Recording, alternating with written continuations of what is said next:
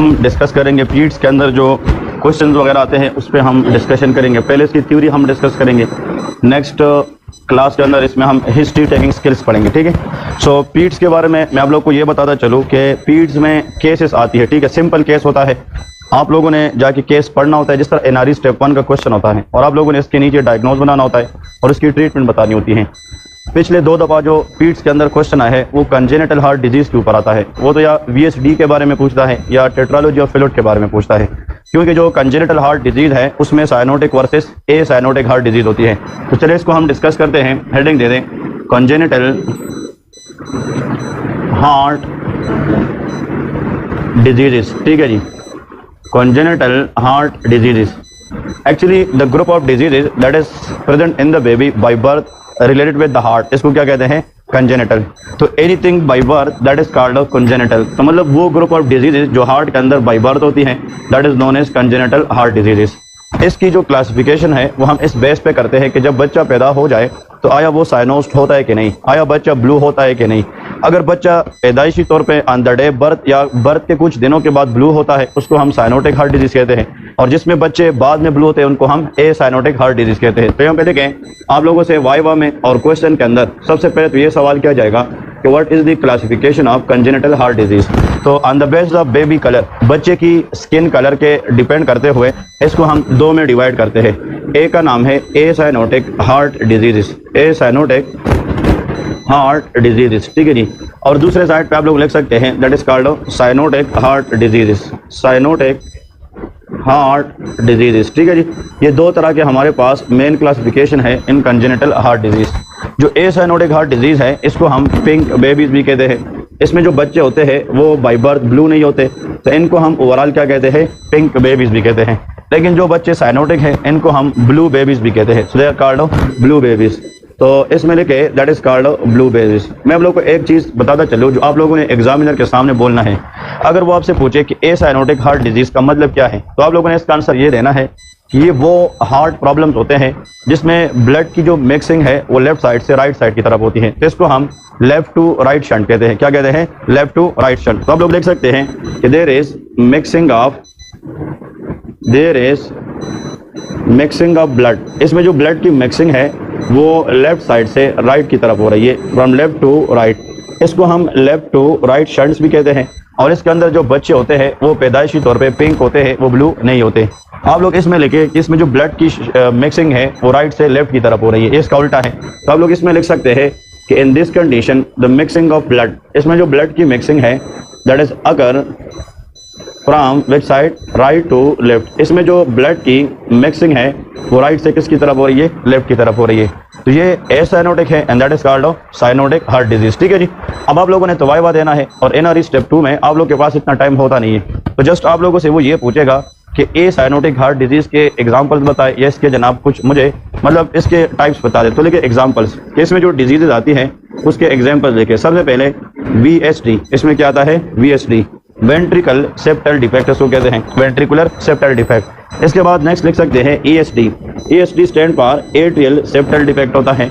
और last but not the least that is called PDA, इसको हम कहते हैं पेटेंट डक्टस आर्टेरियोसिस, ठीक है जी। सो पेटेंट या persistent ductus arteriosus, ESD and VSD, ये 3 ऐसे कंडीशन हैं। इसमें बच्चे को पैदाइशी तौर पे हार्ट के अंदर मसला जरूर है, लेकिन इसमें बच्चे पिंक होते हैं, दे आर नॉट ब्लू।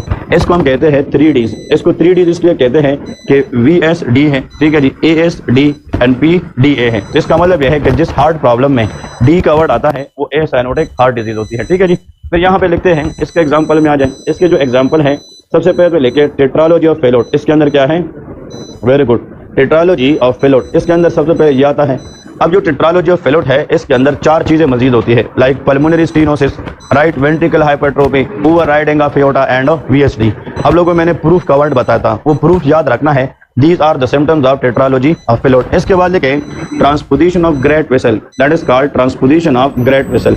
तो जो ट्रांसपोजिशन ऑफ ग्रेट वेसल है इसमें जो आयोटा है वो लेफ्ट वेंट्रिकल की बजाय राइट वेंट्रिकल से निकलती है, और जो पल्मोनरी ट्रंक है वो राइट की बजाय लेफ्ट से निकलती है, ठीक है जी। इसको हम ट्रांसपोजिशन ऑफ ग्रेट वेसल कहते हैं। फिर इसके बाद tricuspid atresia, that is called tricuspid atresia. तो आप लोगों ने जस्ट 3 याद रखने हैं। अगर किसी ने अच्छा करना है तो वो ट्रंकस आर्टेरियोसिस है और टोटल एनामुलस पल्मोनरी वीनस रिटर्न है। लेकिन आप लोगों ने परफॉर्म वो चीज़ करनी है जो आप ऑन द स्पॉट उसको बता सके। तो आप लोगों ने ये 3 एग्जाम्पल्स ए साइनोटिक के याद रखने हैं और 3 एग्जाम्पल साइनोटिक के याद रखने हैं, ठीक है जी। इसमें अगर आप लोगों से वाइवा में पूछे कि चाहे हार्ट में ए साइनोटिक प्रॉब्लम हो या साइनोटिक हो, इन सब में सबसे कॉमन कौन सा है? Answer is VSD, the most common congenital heart disease. अब उसमें हम ये नहीं बताते कि ये साइनोटिक है या ए साइनोटिक है। अगर हम पूरी की पूरी हार्ट प्रॉब्लम की बात करें तो सबसे कॉमन इसमें कौन सा है? VSD है। और सबसे कॉमन जो साइनोटिक है वो टेट्रालॉजी ऑफ फेलोड है। लेकिन बच्चों में सबसे कॉमन जो cyanotic on the day birth देखा जाता है वो ट्रांसपोजिशन ऑफ ग्रेट वेसल है। तो 3 बातें और से सुने, अगर किसी ने इसके हैंड्स लिखने हैं तो वाइवा में काम आएगी। The most common cyanotic heart problem that is called VSD, the most common cyanotic. अब VSD तो साइनोटिक ए साइनोटिक दोनों में है। ओवरऑल हार्ट प्रॉब्लम में सबसे कॉमन क्या है? VSD है। अगर हम इस लिस्ट की बात करें, साइनोटिक की बात करें, तो न्यू बॉर्न की अगर बात आ जाए तो ट्रांसपोजिशन ऑफ ग्रेट वेसल है। और अगर ओवरऑल की बात आ जाए तो फिर टेट्रालॉजी ऑफ फेलोड होता है, ठीक है जी। इसमें आप लोगों ने 2-3 चीजें और से सुनी हैं। आप लोगों ने यहाँ पे लिखे इंपोर्टेंट वन कि actually investigation of choice, IOC का मतलब क्या है? Investigation of choice.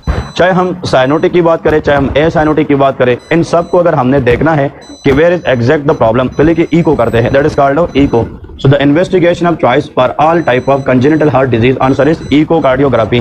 तो echocardiography will tell us where is exactly the heart problem is, ठीक है जी। तो हम echo करते हैं। देखिए इसमें आप लोगों को मैं यहाँ पे 1-2 बातें और से मतलब आप लोग सुने, that is very very important to note. अगर मिसाल के तौर पे this is the 4 chambered heart, अगर ये 4 चैम्बर्ड हार्ट है तो आप लोगों ने यहाँ पे याद रखना है this is called right ventricle and that is the left ventricle. Imagine करें ये जो सेप्टम है दैट इज वेंट्रिकुलर सेप्टम, ये क्या है? वेंट्रिकुलर सेप्टम है। अगर हम बात करते हैं कि यहाँ पे इस तरह एक डिफेक्ट है तो ये VSD है कि नहीं? That is ventricle septal defect. और फिर अगर मिसाल के तौर पे अगर हम दूसरे बंदे की बात करते हैं, दूसरा हार्ट है, इमेजिन करें इसका जो VSD है वो ये है, तो ये भी एक VSD है, ये भी VSD है। अब ये हमें बताएगी इको कि मतलब ये लार्जर VSD है या स्मॉलर VSD है। तो VSD जो है ये 2 तरह की होती है, इट मे बी स्मॉलर और it may be larger VSD।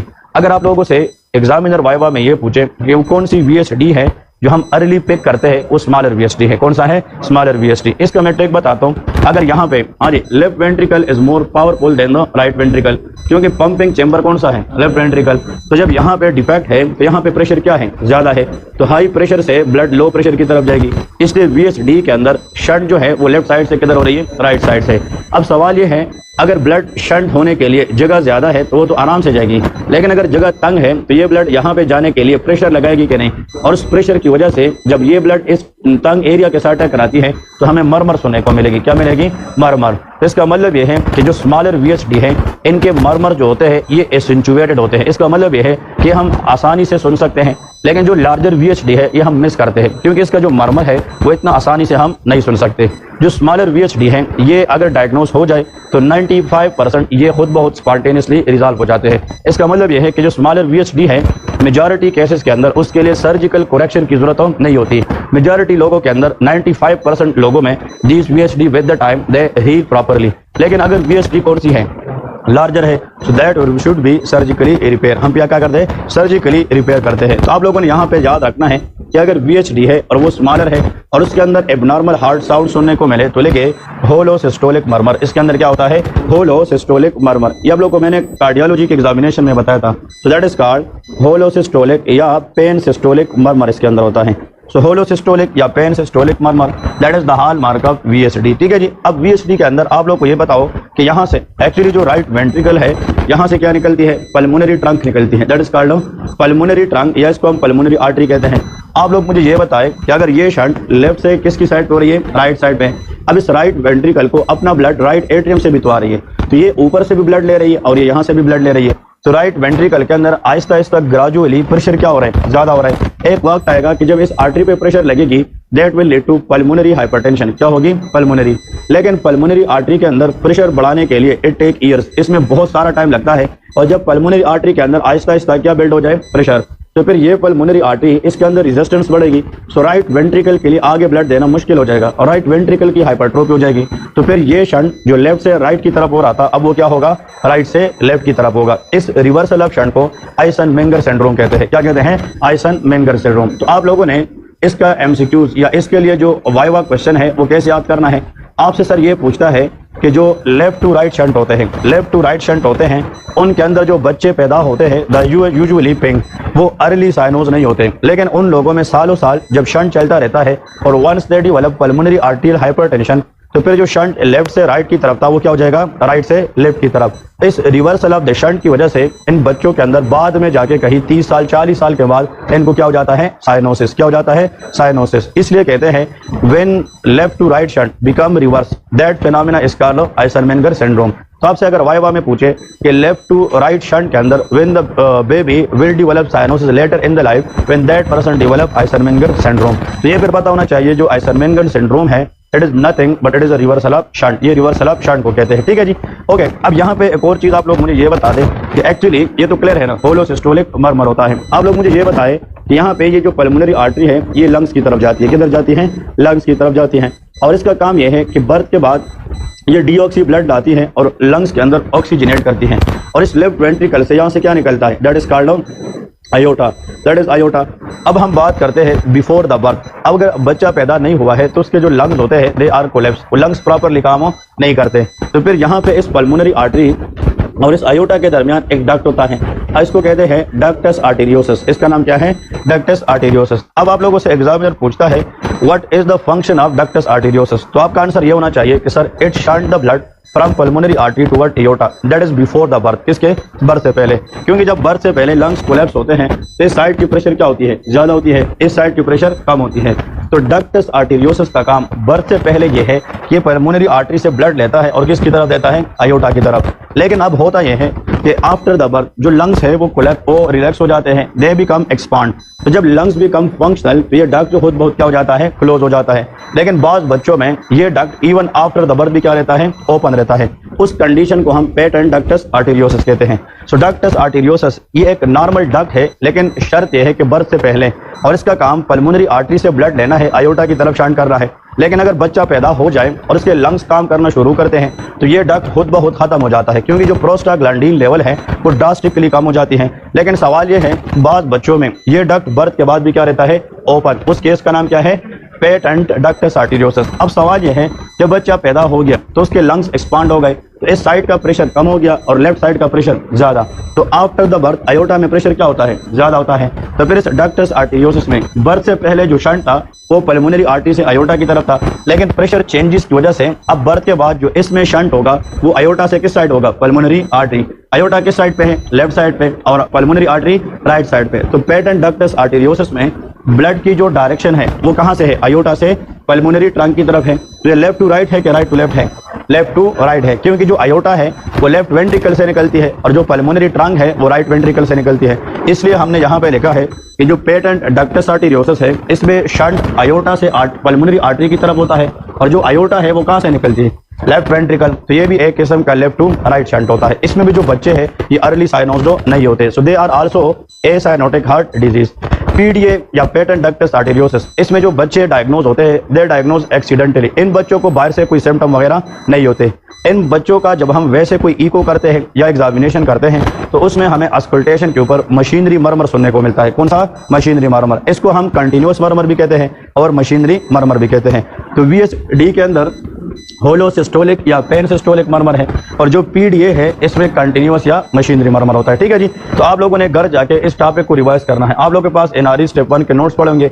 Congenital heart disease, इसमें साइनोटिक वर्सेस एसाइनोटिक, इसका क्लियर कट आप लोगों को डिफरेंस आना चाहिए। ठीक है जी, that is very very important one. कभी कभार क्या होता है, ये जो आयोटा है इसके अंदर नेर्विंग आती है, और नेर्विंग ऑफ एयोटा को हम कोआक्टेशन ऑफ एयोटा कहते हैं। अब कोआक्टेशन ऑफ एयोटा अगर इस डक्ट के ओरिजिन से पहले है तो प्री डक्टल कोआक्टेशन है, और अगर बाद में है तो पोस्ट डक्टल कोआक्टेशन ऑफ एयोटा है। अगर वाइवा में पूछे कि कोआक्टेशन ऑफ एयोटा ये किस कंडीशन के साथ एसोसिएट होती है, दैट इज टर्नर सिंड्रोम। किसके साथ, टर्नर सिंड्रोम। और इस कंडीशन के अंदर बच्चों को अपर लिम्ब में ब्लड ज्यादा मिलती है, लोअर लिम्ब में कम मिलती है। तो radial pulse will come quicker and femoral pulse will come delay, इसको रेडियो फीमोरल डिले कहते हैं। इन बच्चों के अंदर जिसका आयोटा नैरो होता है उन बच्चों में अपर लिम्ब के अंदर हाइपरटेंशन होती है, लोअर लिम्ब के अंदर हाइपोटेंशन होती है। So upper extremity hypertension, lower extremity hypotension is a hallmark of coarctation of aorta, which is very very important to remember for such type of viva question. तो ये तो है कंजेनिटल हार्ट डिजीज के बारे में। ठीक है जी, कभी कभार वो एक केस देता है। अब आप लोग हेडिंग दे दे केस। केस में आप लोग को लिखता हूं और आप लोगों ने इसका डायग्नोज बनाना है। और इस तरह के केसेस आप लोगों से वो पूछते रहते हैं, ठीक है जी। तो अभी आप लोग को बताता रहूँ केस के अंदर जो नेक्स्ट केस है वो किस तरह आता है। तो लेके a child brought by parents to the clinic with complaint of recurrent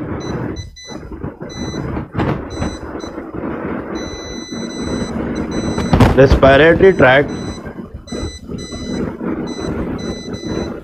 infection and abdominal distension,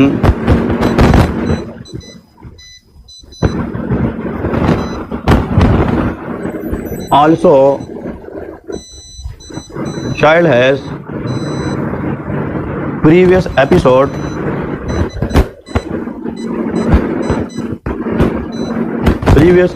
of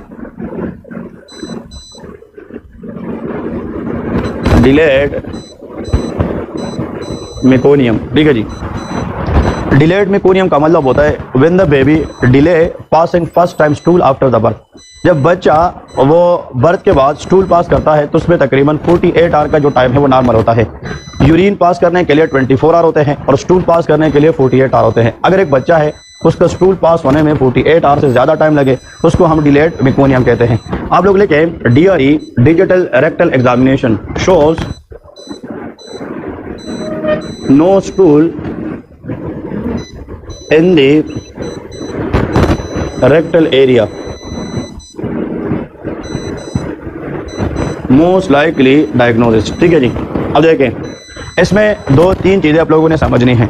मतलब ऐसे बच्चे जिनको अर्ली लाइफ के अंदर रिकरेंट रेस्पिरेटरी ट्रैक्ट इन्फेक्शन हो रही हो और साथ में जनाब उसकी जो GIT सिक्रीशन है वो इतनी थिक हो जाए कि उनको बच्चे को स्टूल पास करते भी मसला आ रहा हो, डिलेड मेकोनियम हो और साथ में DRE करने पे उसके रेक्टल एरिया में स्टूल ना हो, that is the hallmark of cystic fibrosis. ये क्या होता है? Cystic fibrosis. तो इस डिजीज के बारे में आप लोगों ने पढ़ा होगा और ये डिजीज आप लोगों को NRE स्टेप 2 के अंदर वो पूछते रहते हैं। तो this disease is called that is called cystic fibrosis, ठीक है जी। ये सिस्टिक फाइब्रोसिस है। आप लोगों से अगर वो पूछते हैं मिसाल के तौर पे ये जो डिजीज है इसका जीन बताएं, that is called CFTR gene, ठीक है जी। इसको हम क्या कहते हैं?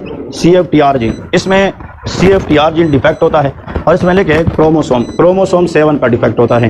तो सिस्टिक फाइब्रोसिस के अंदर जो बच्चे आते हैं इसका क्रोमोसोम 7 का मसला होता है और the gene defect is called CFTR gene. इसमें CFTR जीन डिफेक्ट होता है। लेकिन अगर आप लोगों से वो वाइवा में पूछे या वो आप लोगों को लिखने के लिए कहे तो इसमें क्लोराइड चैनल का मसला होता है, Cl-, that is called chloride channel. तो chloride channel defect CFTR gene on chromosome 7। इसमें होता यह है कि इसमें बच्चों के अंदर जो क्लोराइड चैनल है इसकी डिफेक्ट की वजह से बॉडी की जितनी सिक्रीशन होती है दे बिकम थिक, वो क्या हो जाती है? थिक हो जाती हैं। तो रेस्पिरेटरी ट्रैक्ट के अंदर म्यूकस है कि नहीं? अगर वो म्यूकस थिक हो जाए तो थिक और गाढ़ा सिक्रीशन वो बॉडी से आसानी से निकलेगी कि नहीं?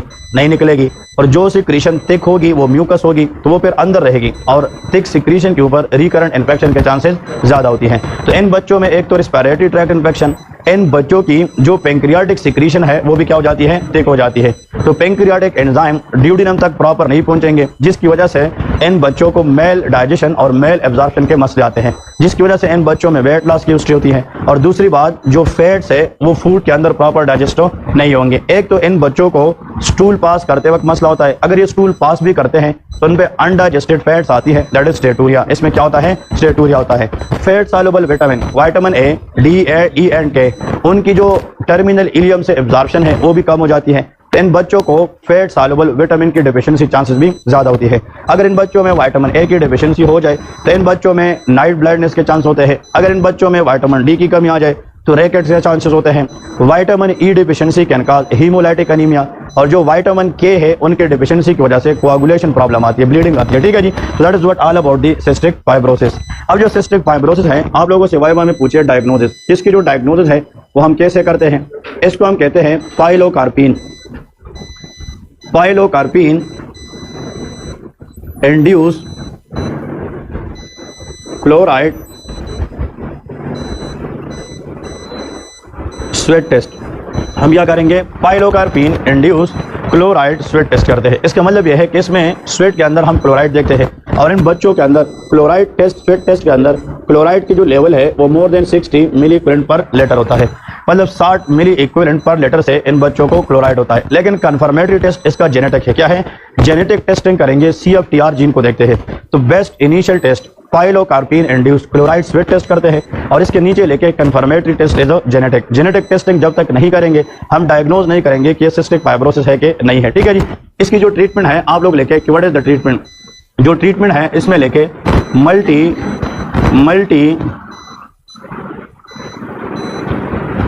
Disciplinary team required. Multi disciplinary team का मतलब होता है कि इसमें मल्टीपल डॉक्टर्स अपना ओपिनियन देते हैं।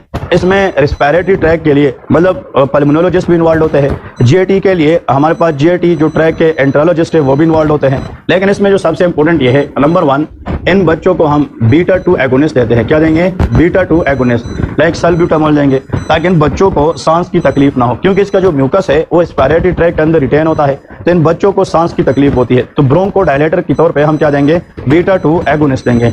नंबर 2, हम स्टीरॉयड देंगे, क्योंकि जो स्टीरॉयड है ये एंटी इन्फ्लेमेटरी है। तो स्टीरॉयड और ब्रोंको और β2 एगोनिस्ट ये दोनों हम इसलिए देते हैं ताकि बच्चे को सांस लेने में तकलीफ ना हो, and both these are bronchodilator. ये क्या होते हैं? ब्रोंकोडायलेटर। फिर इसके बाद नेक्स्ट आप लोगों को लिखना है, it is very important, pancreatic enzyme replacement. हम क्या करेंगे? Pancreatic enzyme replacement.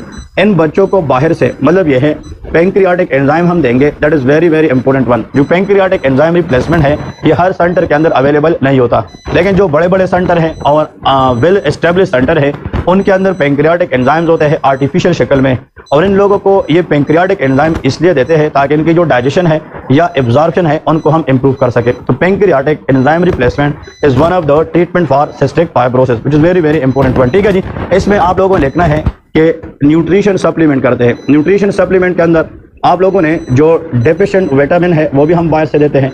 इसका मतलब यह है कि vitamin A, D, E and K according to the vitamin deficiency इन बच्चों को सेम न्यूट्रिशन या विटामिन भी हम बाहर से देते हैं। और आखिर में आप लोग लेके, दैट इज कॉल्ड, ये ड्रग शायद आप लोगों ने यहाँ सुना हो कि नहीं, दैट इज कॉल्ड एवाकेफ्टोर। इसका नाम क्या है? एवाकेफ्टोर। ये नाम सुना है कि नहीं? एवाकेफ्टोर आप लोगों ने स्टार करना है, वेरी वेरी इंपॉर्टेंट वन। इसको हम कहते हैं मॉडर्न डे ट्रीटमेंट। इसका मतलब ये हो गया कि सिस्टिक फाइब्रोसिस के बच्चे को अगर हम मॉडर्न डे ट्रीटमेंट पे रखना चाहते हैं, दैट इज कॉल्ड एवाकेफ्टोर। अब ये जो एवाकेफ्टोर है ये करता क्या है? It is one of the medicine that increase the sensitivity of CFTR gene. ये CFTR जीन की सेंसिटिविटी बढ़ाता है, जिसपे क्लोराइड चैनल प्रॉपर काम करने की एबिलिटी रखता है। तो क्लोराइड चैनल की काम को बढ़ाने के लिए, CFTR जीन की सेंसिटिविटी को बढ़ाने के लिए the drug that we use is known as ivacaftor. इसको क्या कहते हैं? एवाकेफ्टोर। दूसरी बात यह है, आप लोगों से अगर वो वाइवा में पूछें कि सिस्टिक फाइब्रोसिस के बच्चों में अगर ये अर्ली लाइफ में होते हैं, लाइक न्यू बॉर्न बेबीज होते हैं, तो इनको रिस्पिरेटरी ट्रैक के इन्फेक्शन में कौन सी ऑर्गेनिज्म ज्यादा इन्वॉल्व होती है? Staphylococcus Orius. क्या होता है? Staphylococcus Orius. अगर ये बच्चे थोड़े से बड़े हो जाते हैं, चाइल्डहुड में जाते हैं, तो फिर सूडोमोनास एरोजिनोसा होता है। ठीक है जी। इसका मतलब यह है कि अर्ली लाइफ में स्टेफाइलोकोकस ओरियस होता है और फिर थोड़ा सा लेटर लाइफ में चाइल्डहुड के अंदर सूडोमोनास एरोजिनोसा होता है। So these are the two organism which causes infection and cystic fibrosis. ये सिस्टिक फाइब्रोसिस बच्चों के अंदर रिकरेंट इन्फेक्शन के चांसेस को बढ़ाती है। दूसरी बात, सिस्टिक फाइब्रोसिस के बच्चों में ज्यादातर ये एसोसिएशन भी देखा गया है कि इन बच्चों के अंदर क्या होता है? Bilateral agenesis of ductus difference. आप लोगों ने नाम सुना होगा, जो डक्टस डिफरेंस है उसको हम वास्ट डिफरेंस भी कहते हैं। तो ज्यादातर बच्चों में सिस्टिक फाइब्रोसिस के अंदर देखा गया है कि इन बच्चों में अगर ये मेल बेबीज होते हैं तो उनकी जो डक्टस डिफरेंस होता है वो प्रॉपर तरीके से बना नहीं होता, और जब वास्ट डिफरेंस या डक्टस डिफरेंस ये एब्सेंट होता है तो फिर स्पर्म सेल की जो ट्रांसपोर्ट है वो यूरेथ्रा की तरफ नहीं होगी, and that is the reason why cystic fibrosis patient also develop infertility. इन बच्चों के अंदर इनफर्टिलिटी की जो रीजन है वो bilateral agenesis of ductus deferens है, या इसको हम कहते हैं वास्ट डिफरेंस। अब इसमें एक और पॉइंट आता है, अगर मिसाल के तौर पे आप लोग यहाँ पे एक और चीज लिखे जो कॉमनली पीट्स के अंदर पूछी जाती है, यहाँ पे लिखे हैंड्स। अब इस हैंड्स के जरिए एक दो चीजें हैं जो आप लोग को यहाँ से मजीद क्लियर हो जाती हैं। देखें, अगर एक बच्चा है वो पेरेंट्स लेके आते हैं और उनको सेम हिस्ट्री है, that is called delayed meconium. किसके साथ आता है? Delayed meconium. इसका मतलब यह है कि पेरेंट्स ये कंप्लेंट करते हैं कि ये बच्चा जब से पैदा हो गया है तो उसने स्टूल जो है वो प्रॉपर टाइम पे पास नहीं की है, और नॉर्मल स्टूल पास करने के लिए जो टाइमिंग है वो 48 आवर्स होते हैं। ठीक है जी। तो अगर वो डिलेड मेकोनियम के साथ आ जाए और उसमें प्लस लेके स्क्वाड साइन पॉजिटिव आ जाए, क्या चीज आ जाए? Squirt sign positive. ये नाम सुना है कि नहीं? तो स्क्वाड साइन पॉजिटिव मैं बता रहा हूँ कि इसका मतलब क्या है, और से सुने। एक्चुअली बात बच्चे होते हैं वो डिलेड मेकोनियम के साथ पेरेंट्स लेके आते हैं, जब डॉक्टर उसका DRE करता है, डिजिटल रेक्टल एग्जामिनेशन, तो डीआरई करने पे अगर गश ऑफ द स्टूल आ जाए that is called squirt sign positive. जिस तरह सिस्टिक फाइब्रोसिस में हम जब डीआरई करते हैं तो बच्चे की रेक्टल वॉल्ट के अंदर मतलब स्टूल नहीं होता, स्टूल ऊपर होती है लेकिन सिक्रीशन थिक की वजह से वो नीचे डिसेंड नहीं करती। लेकिन अगर स्टूल रेक्टम में पड़ी है लेकिन रेक्टम से आगे आ नहीं सकती एनल कैनाल की तरफ because of lack of rectal motility, that is called Hirschsprung disease. इसका नाम क्या है? Hirschsprung disease. तो हर्शस्प्रंग डिजीज और सिस्टिक फाइब्रोसिस दोनों के अंदर डिलेड मेकोनियम होता है, लेकिन एक में डीआरई करने पे गश ऑफ द स्टूल आता है और एक में डीआरई करने पे रेक्टम के अंदर स्टूल नहीं होता। ठीक है जी, जहाँ पे लिखें this is called Hirschsprung disease.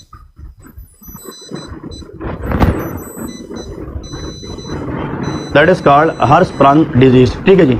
अब ये जो हर्शस्प्रंग डिजीज है ये लैक ऑफ गैंग्लियनिक सेल की वजह से होता है। जो रेक्टल एरिया होता है इसके अंदर ए गैंग्लियनिक कंडीशन या लॉस ऑफ गैंग्लियन की वजह से उनकी जो मोटिलिटी है माइंटेरिक प्लेक्सिस की वो खत्म हो जाती है। तो स्टूल तो रेक्टम तक आती है बट उस स्टूल को नीचे डिसेंड करने के लिए जो मोटिलिटी है वो एब्सेंट होती है। ठीक है जी। अब इसमें आप लोगों से सर ये पूछेगा इन्वेस्टिगेशन ऑफ चॉइस बताएं कि हर्शस्प्रंग डिजीज के अंदर जो इन्वेस्टिगेशन ऑफ चॉइस है वो रेक्टल बायोप्सी है। क्या करते हैं? Rectal biopsy. इसका मतलब यह है कि हम रेक्टम से पीस ऑफ टिश्यू लेते हैं that is called rectal biopsy और इस रेक्टल बायोप्सी में देखते हैं कि आया रेक्टम के अंदर जो गैंग्लियनिक सेल है वो एब्सेंट है या प्रेजेंट होते हैं। ठीक है जी। और इसका जो ट्रीटमेंट है वो रेक्टल रिसेक्शन है। क्या करते हैं? Rectal resection. इसका मतलब यह है कि वो एरिया हम रिसेक्ट करते हैं जिसमें गैंग्लियनिक सेल क्या होते हैं? एब्सेंट होते हैं। So rectal biopsy is the investigation of choice for Hirschsprung disease और इसका जो ट्रीटमेंट ऑफ चॉइस है वो रेक्टल रिसेक्शन है कि उस पार्ट ऑफ द रेक्टम से हम उस हिस्से को काटते हैं जिसके अंदर गैंग्लियनिक सेल एब्सेंट होते हैं। ठीक है जी। That is what all about the Hirschsprung disease. Hirschsprung disease के बच्चे में अगर फ्लैट नोज की हिस्ट्री आ जाए so this condition highly associated with Down syndrome. किसके साथ? Down syndrome. तो अगर आप लोगों से ये पूछे कि वो कौन सी ट्राइसोमी है जो हर्शस्प्रंग डिजीज के साथ कॉमनली एसोसिएट होती है that is called Down syndrome, तो वो डाउन सिंड्रोम है। तो आप लोगों को पीड्स के अंदर जब आप लोग एनआरई स्टेप 2 में जाते हैं तो आप लोगों को ये भी पता होना चाहिए, आप लोगों ने अपने नोट से पढ़ के जाना है कि what are the autosomal trisomy. तो अब हेडिंग दे दे कि ऑटोसोमल ट्राइसोमीज कौन कौन से हैं और इसमें कौन कौन सी बातें हैं जो आप लोग वहां पे जाके वाइवा के अंदर परफॉर्म करेंगे। मैं कुछ चीजें यहाँ पे बताता हूँ लेकिन आप लोगों ने ये अपने नोट से जाके पढ़ना है दैट इज ऑटोसोमल ट्राइसोमी। ठीक है जी। देखिए एक ह्यूमन सेल के अंदर अगर हम नंबर ऑफ क्रोमोसोम की बात करते हैं सो देयर आर 23 पेयर्स। कितने होते हैं? 23 पेयर होते हैं। मिसाल के तौर पे आप लोग को मैं पूरा सबसे पहले एक हिंट्स देता हूँ। इस तरह क्रोमोसोम पेयर है। ठीक है जी। और एक ह्यूमन सेल के अंदर जो नंबर ऑफ क्रोमोसोम पेयर होती है वो मिसाल के तौर पे 1 से लेके 21, 22 और कहाँ तक होती है? 23 तक होती है। एक्सीलेंट। मतलब 23 pairs of chromosome are present in each human cell. अब ये जो लास्ट पेयर है 23 या तो ये जेंडर के अंदर XX होती है तो वो फीमेल है, अगर वो XY है तो मेल है। इसका मतलब यह है कि हम जेंडर की जो डिफरेंशिएशन करते हैं वो आखिरी एक नंबर पेयर पे करते हैं। अगर वो XX है तो फीमेल है, अगर XY है तो मेल है। ये जो एक पेयर है ना, ये एक पेयर, इस पे हम जेंडर की डिफरेंशिएशन करते हैं तो इस सिंगल पेयर को हम 6 क्रोमोसोम कहते हैं। दैट इज कॉल्ड 6 क्रोमोसोम, क्योंकि हमें 6 ऑफ द इंडिविजुअल बताता है कि आया इट इज मेल और फीमेल। लेकिन अगर आप लोग देखें इस 1 से लेके कहाँ तक? 22 तक, ये हमें जेंडर नहीं बता सकता। So those chromosome which do not telling us about the gender that is called autosome. इसको क्या कहते हैं? ऑटोसोम। तो इसका जो नॉर्मल डेफिनेशन है कि those chromosome which are other than 6 chromosome, मतलब वो क्रोमोसोम जो 6 क्रोमोसोम से हट के है, अलग है, तो उसका नाम क्या है? ऑटोसोम है। और जो ऑटोसोम्स होते हैं ये 1 से लेके 22 पेयर तक होते हैं और जो 23वां पेयर है, लास्ट पेयर है, इसको हम 6 क्रोमोसोम कहते हैं। क्या कहते हैं? 6 क्रोमोसोम। अब सवाल ये है, मिसाल के तौर पे अगर यहाँ पे इस क्रोमोसोम में because of some meiotic non disjunction अगर 2 की बजाय क्रोमोसोम कितने हो जाए? 3 हो जाए, तो फिर ये मोनोसोम ही है कि ट्राई है? और ये ऑटोसोम पे है कि 6 क्रोमोसोम? ऑटोसोम पे है, क्योंकि 1 से लेके 22 तक ये तो ऑटोसोम है। अब 21 किसके अंदर आता है? ऑटोसोम। अगर 2 की बजाय ये 3 बन जाए तो इसको हम ऑटोसोमल ट्राइसोमी कहते हैं। क्या कहते हैं? Autosomal trisomy. अब सवाल यह है कि अगर मिसाल के तौर पे मैं ये बताता हूँ कि ये जो पेयर है क्रोमोसोम ये 21 है, तो ये पेयर जो है क्रोमोसोम दैट इज 18, ये क्या है? 18 है, और आखिर में दैट इज 13 है। अब आप लोगों को पता है कि 1 से 22 के दरमियान ये सारे नंबर आते हैं and they all are autosome. अगर इनमें 2 की बजाय कितनी हो जाए? 3, तो मोनोसोमी है कि ट्राइसोमी है? इसको कहते हैं डाउन सिंड्रोम। अगर एक्स्ट्रा क्रोमोसोम 21 पे आता है तो ऐसे ऑटोसोमल ट्राइसोमी का नाम क्या है? डाउन सिंड्रोम है। ठीक है जी। अगर मिसाल के तौर पे एक एक्स्ट्रा क्रोमोसोम किस पेयर के ऊपर आ जाए? 18 पे, तो इसको एडवर्ड सिंड्रोम कहते हैं। That is called Edward syndrome. तो आप लोगों ने याद रखना है that is called Edward syndrome. It is very very important one. और इसके बाद अगर क्रोमोसोम किसके ऊपर एक एक्स्ट्रा आ जाए 13, इसको पटाउ सिंड्रोम कहते हैं। So that is called Patau syndrome. तो these 3 are the trisomy they written in the paediatric. ठीक है जी, तो पीडियाट्रिक के अंदर autosomal trisomy they are 3। One is trisomy 21 that is called Down syndrome, trisomy 18 that is Edward syndrome, और trisomy 13 जो है वो पटाउ सिंड्रोम होता है। ठीक है जी, ये आप लोगों ने यहाँ से गेट करना है। अब सवाल ये है which is very very important, इन सब के अंदर वाइवा चलता है। आप लोगों ने इसके वाइवा में 4-5 चीजें याद रखनी है। द मोस्ट कॉमन ट्राइसोमी वो डाउन सिंड्रोम है। क्या है? डाउन सिंड्रोम है। और सबसे लीस्ट कॉमन ट्राइसोमी वो पटाउ सिंड्रोम है। ठीक है जी, एक तो ये बात है। ये अगर आप लोगों ने NRE1 थोड़ा सा पढ़ा होगा, अपने बैक एंड पे जाकर देखेंगे तो ये सबके पास नोट्स में लिखा होता है। और मेरे ख्याल में बैठे हुए इनमें से कोई सिंगल ऐसा बंदा नहीं है जिसके नाम सुने ना हो। ये सब ने सुने हैं कि नहीं? तो आप लोगों ने जाके NRE1 के अंदर इसको एक दफा जस्ट रिवाइज करना है। अब जो डाउन सिंड्रोम है, इन बच्चों को जब हम देखते हैं तो इनके हाथ के अंदर सिंगल लाइन होती है, इसको सिंगल पाल्मर क्रीज कहते हैं। क्या कहते हैं? Single Palmer crease. कहते हैं single line in this baby. इनके जो नाक होते हैं दे है फ्लैट नेजल ब्रिज। क्या होती है? Flat nasal bridge. इनके आइज पे फोल्डिंग होती है, एपिकेंथल फोल्डिंग होती है। और जो डाउन सिंड्रोम के बच्चे हैं दे आर मेंटली रिटार्डेड। ये क्या होते हैं? Mentally retarded. इसका मतलब इंटेलेक्चुअली डिसेबल होते हैं। और दूसरी बात, डाउन सिंड्रोम के बच्चों को ल्यूकीमिया के चांसेस ज्यादा होते हैं, ALL एंड AML। दूसरी बात यह है कि डाउन सिंड्रोम के अंदर बच्चों को ड्यूडिनल एट्रेजिया के चांसेस होते हैं। इन बच्चों को हर्शस्प्रंग डिजीज के चांसेस ज्यादा होते हैं। इनको एसोसिएशन कहते हैं। क्या कहते हैं? एसोसिएशन। अब सवाल यह है इन तीनों में से वो कौन सी ट्राइसोमी है जिसका रिस्क बच्चे में तब बढ़ता है जब कोई माँ मतलब लेटर लाइफ में शादी करती है। इसका मिसाल यह है कि the trisomy which increases the risk with maternal age that is called Down syndrome. क्योंकि अगर एक माँ है उसकी उम्र 20 साल है और दूसरी मदर है वो 35 ईयर है, तो 35 ईयर मदर के अंदर डाउन सिंड्रोम के चांसेस उनके बच्चे में ज्यादा हो सकते हैं as compare to 20 year old. ठीक है जी। फिर इसके बाद ये जो एडवर्ड सिंड्रोम है, इसमें एक तो लो सेट ईयर होते हैं, इनके कान जो होते हैं बच्चों के थोड़े से नीचे होते हैं। और एडवर्ड सिंड्रोम के अंदर रॉकर बॉटम फीट होता है। क्या होता है? Rocker bottom feet. अगर आप लोग अपनी सोल को देखें तो थोड़ी सी कर्व है, लेकिन इन बच्चों की जो सोल है वो कंप्लीटली फ्लैट होती है। इसको कहते हैं रॉकर बॉटम फीट। इन दोनों की जो प्रोग्नोसिस है they are very poor. These baby usually die by the age of 1 year. और ये जो है इसकी प्रोग्नोसिस अच्छी है। डाउन सिंड्रोम के जो लोग होते हैं वो 40, 45, 50, 60 साल तक भी सर्वाइव करते हैं। डाउन सिंड्रोम के लोग अगर शादियां करते हैं तो ये अपने नॉर्मल बच्चे भी पैदा कर सकते हैं। तो इनकी जो फर्टिलिटी कैपेबिलिटी है वो इंटैक्ट होती है। लेकिन इन लोगों को ये बताते हैं कि आप लोग खानदान से हट के शादियां करें ताकि इनकी जेनेटिक्स में ना हो, क्योंकि ये मसले फिर आगे भी चलते रहते हैं। ठीक है जी। फिर इसमें जो पटाउ सिंड्रोम है, इसमें एक तो क्लेफ्ट लिप और क्लेफ्ट पैलेट होता है। इसमें बच्चों के अंदर जो ब्रेन है, उनके जो सेरेब्रल कॉर्टेक्स है वो प्रॉपर तरीके से बन नहीं पाते। तो होलोप्रोजेंसिपेली क्या होती है?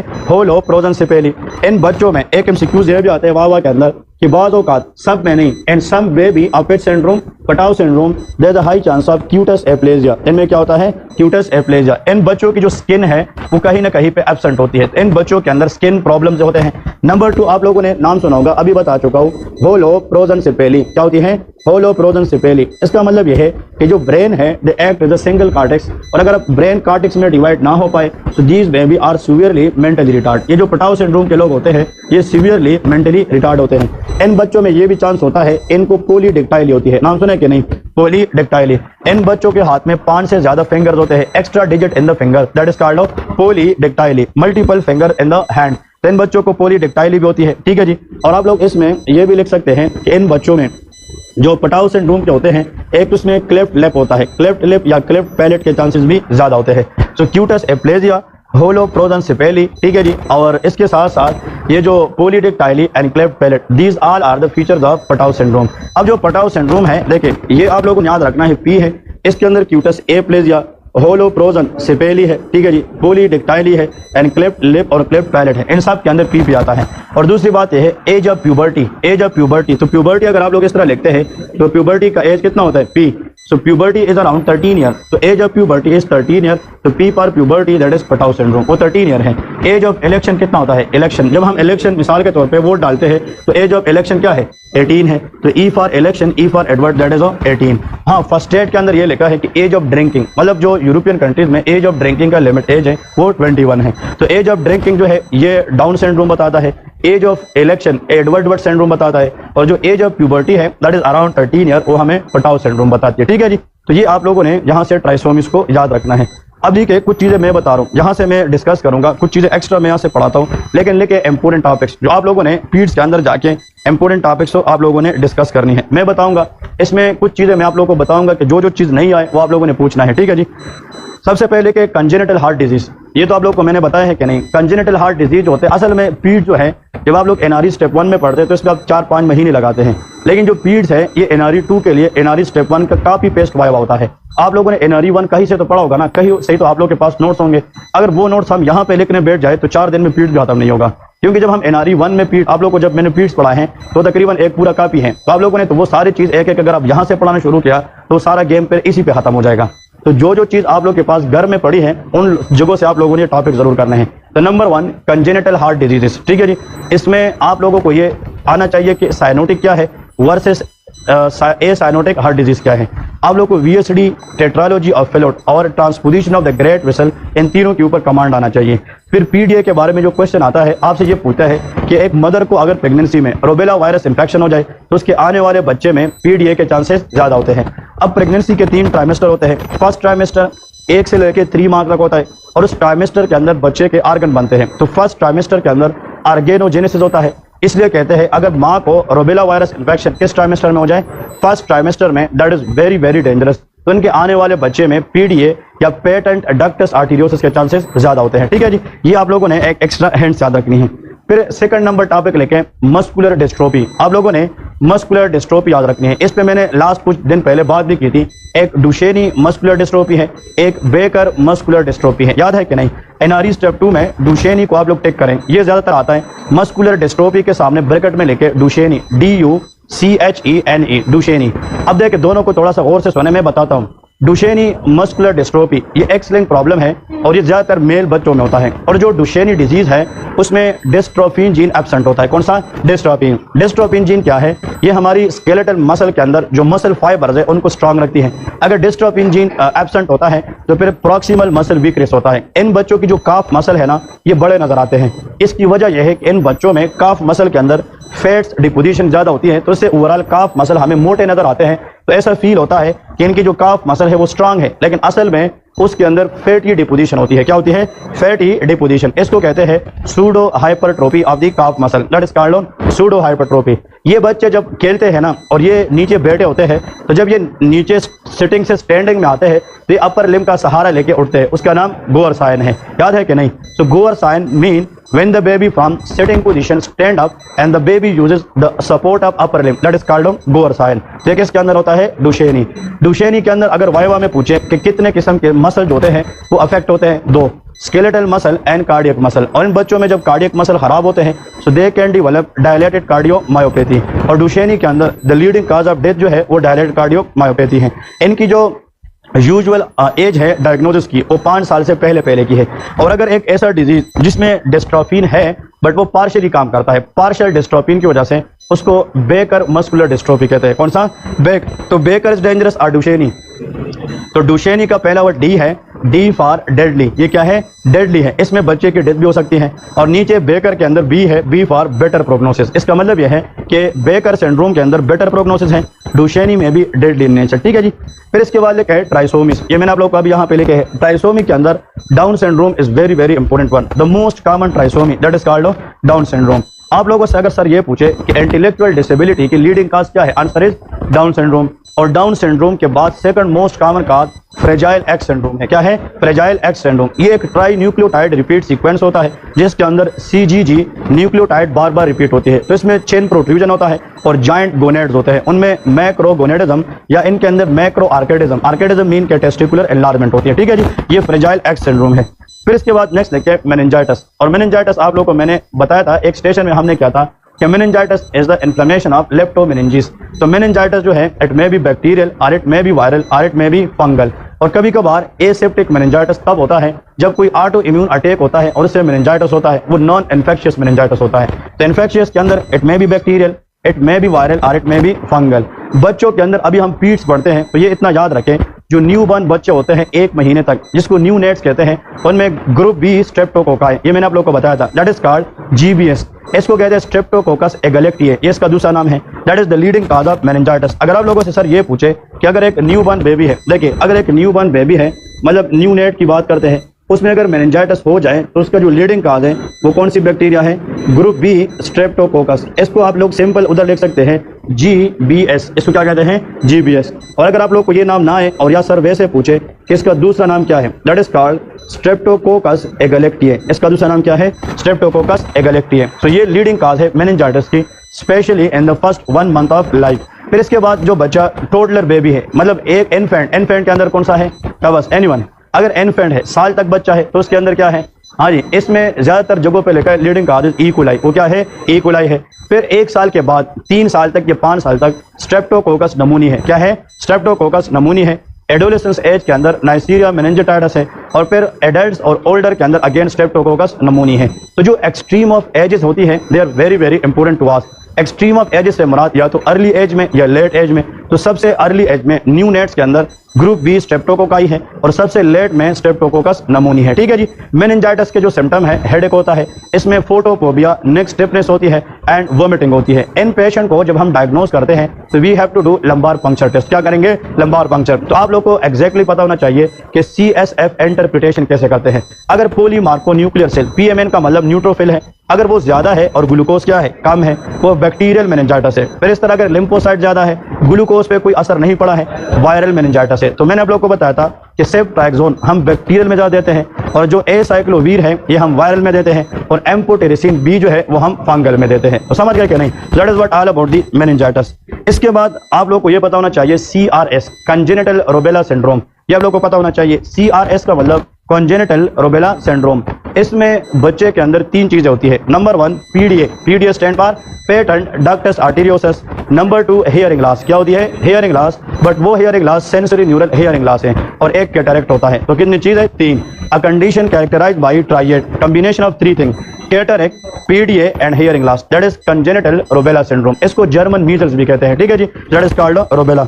फिर इसके बाद आप लोगों ने जाकर पढ़ना है अनडिसेंडेंट टेस्टिस। क्या पढ़नी है? Undescended testis. ये पीडियाट्रिक यूरोलॉजी के अंदर आता है। बहुत बच्चे होते हैं जब वो पैदा होते हैं उनकी जो टेस्टिस होते हैं they are absent in the scrotum. इसका मतलब ये है कि जो स्क्रोटम है उसमें टेस्टिस क्या होते हैं? एब्सेंट होते हैं। Normally during the developmental stages testis are going to form in the abdomen. कहाँ पे? एब्डोमेन में। और before the birth of the baby those testis go and they reaches and to the scrotum. फिर ये कहाँ जाती है? स्क्रोटम में। बाद बच्चों में वो टेस्टिस ऑन द वे या तो स्टक हो जाती है या पेरिटोनियम फोल्ड के अंदर आ जाती है, लेकिन बर्थ के बाद वो हमें स्क्रोटम में नहीं मिलती। इसको कहते हैं अनडिसेंडेंट टेस्टिस। क्या कहते हैं? Undescended testis. अब ये वाला वर्ड अच्छे स्टूडेंट याद रखे। देखिए व्हाट इज दिस? क्रेप। आप लोगों ने इस तरह याद रखे, व्हाट इज दिस? क्रेप। फिर आप लोग यहाँ पे लेके क्रेप्टॉर, इसका नाम क्या है? Cryptor and that is called chidism. Cryptorchidism is the medical term used for undescended testis. तो अनडिसेंडेंट टेस्टिस को हम सर्जरी के अंदर, पीडियाट्रिक यूरोलॉजी के अंदर हम क्रेप्टॉर चेडिज्म का नाम भी देते हैं। ठीक है जी, ये आना चाहिए। इसके लिए हम कोई टेस्ट इनिशियल करते नहीं है। It is a clinical diagnose. ये क्या है? क्लिनिकल डायग्नोज है कि स्क्रोटम पाल्पेट करने से there will be no testis. कभी कभार एक टेस्टिस होती है, एक नहीं होती। कभी कभार दोनों टेस्टिस नहीं होती। इट में भी पार्शियल और इट में भी कंप्लीट अनडिसेंडेंट टेस्टिस। लेकिन हमने ये भी तो देखना है कि या इनगुइनल रिंग के अंदर ये टेस्टिस फंस गई है या पेरिटोनियम फोल्ड के अंदर फंस गई है। तो हमें ये देखना है कि where exactly the testis are stuck. उसके लिए हम लेप्रास्कोपी करते हैं। क्या करते हैं? लेप्रास्कोपी। तो अगर आप लोगों से ये पूछे the investigation of choice to know the exact location of that stuck testis, that is laparoscopy. और इसकी जो ट्रीटमेंट है आर्कियोपेक्सी। क्या करते हैं? आर्कियोपेक्सी। तो आप लोग ये भी लिखें, इसकी जो ट्रीटमेंट है that is called archaeopexy.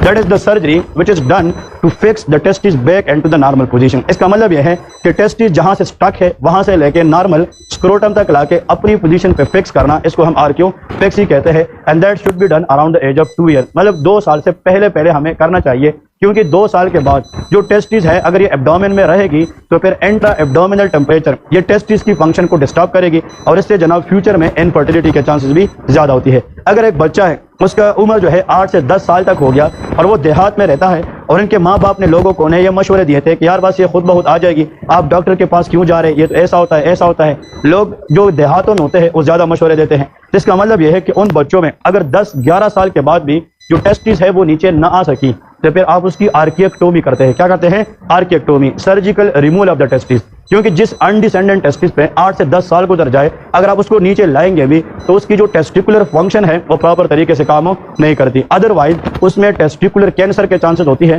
जिसको हम सेमिनोमा कहते हैं। क्या कहते हैं? सेमिनोमा। अगर आप लोगों से सर ये पूछता है कि what are the complication of undescended testis, एक तो इनफर्टिलिटी है, और एक टेस्टिकुलर कैंसर है, दैट इज सेमिनोमा। अब याद रहेगी कि नहीं, that is what all about the undescended testis, या इसको हम कहते हैं क्रिप्टोरचिडिज्म। ठीक है जी।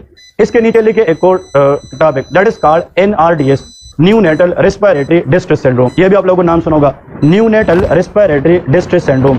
ये उन बच्चों के अंदर होता है जो बच्चे प्री टर्म डिलीवरी से पैदा होते हैं। अब प्री मैच्योर का मतलब होता है जिन बच्चों की बर्थ 32 वीक से पहले होती है, उन बच्चों के अंदर सर्फेक्टेंट की लेवल क्या होती है, कम होती है। और सर्फेक्टेंट एंड लिपिड मॉलिक्यूल है जो बच्चों के अंदर लंग्स कोलैप्स को बचाती है। अगर मिसाल के तौर पे आपसे सर ये पूछे कि सर्फेक्टेंट कब बनना शुरू होती है और कब ये पीक पे पहुंचती है, ये 26 वीक में बनना शुरू हो जाती है, 34 वीक में जाकर ये पीक पे पहुंचती है। अगर बच्चे 34 वीक के बाद पैदा होते हैं तो उनमें इतना सर्फेक्टेंट जरूर होता है कि उनकी लंग्स को कोलैप्स होने से वो प्रिवेंट कर सकती है। लेकिन जिन बच्चों की बात 28 वीक या 29 वीक में होती है तो उनमें सर्फेक्टेंट की लेवल क्या होगी, कम होगी। तो वो बच्चे जब पैदा होगी तो उनकी जो लंग्स है दे बिकम कोलैप्स। इसको कहते हैं लंग्स एटिलेक्टेसिस। क्या कहते हैं, लंग्स एटिलेक्टेसिस। तो इन बच्चों को सांस लेने में दुश्वारी होगी कि नहीं, ये बच्चे इतना डिफिकल्टी, इतना दिक्कत के साथ सांस लेते हैं कि इनकी जो नेजल ये एरिया है ना, नेजल फ्लैप, ये जब सांस लेते हैं इसमें फ्लेयरिंग होती है। तो नेजल फ्लेयरिंग होती है, इतना जोर से सांस खींचते हैं